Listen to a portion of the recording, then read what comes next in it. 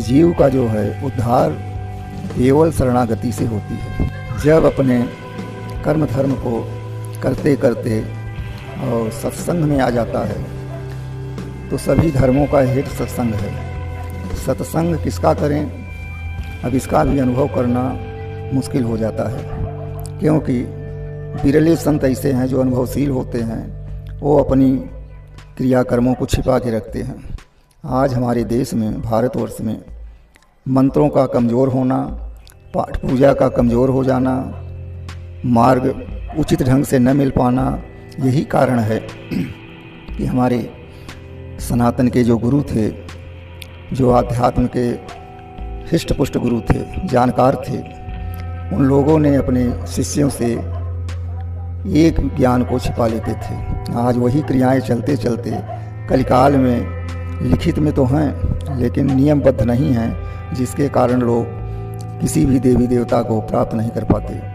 तो उन्हें मोक्ष, स्वर्ग और वैकुंठ कैवल्य कहाँ प्राप्त हो सकता है। अगर कठिन परिश्रम करने वाला कोई साधक है, ज्ञानी है, संत है, अगर उसे अनुभव हो गया कि ब्रह्म क्या है, परमात्मा क्या है, पूर्ण ब्रह्म क्या है, शायद वो शिष्य को अपने तह तक उठा दे।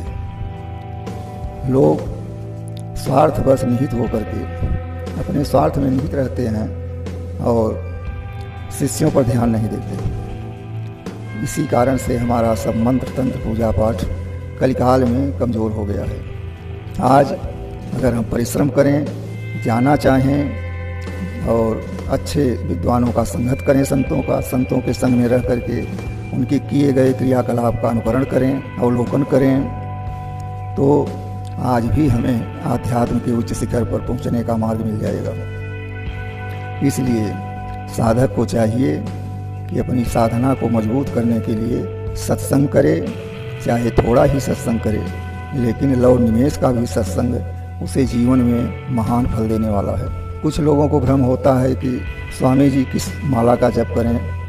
माला जप के लिए जो बनाया गया है, तो संसार में जितने कर्मकांड हैं या जो कर्म बताए गए हैं, जो विधियां बताई गई हैं, ये आदमी के शांति और संतोष के लिए बताया जाता है कि इस देवी की माला इस मंत्र पर जपिए, इस मंत्र को जपना है, इस माला पर जपिए। माला एक गिनती है।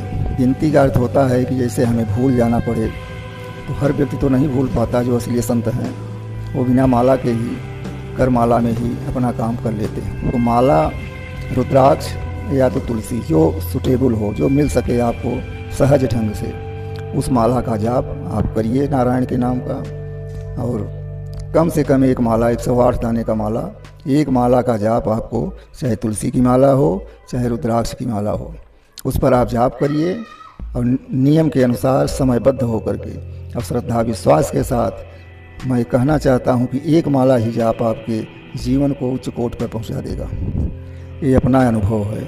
इसलिए नारायण का जाप, नारायण का ध्यान ही सर्वोपरि है और इसी नाम का जाप करने से ही आपके आवागमन की मुक्ति होगी। जय श्री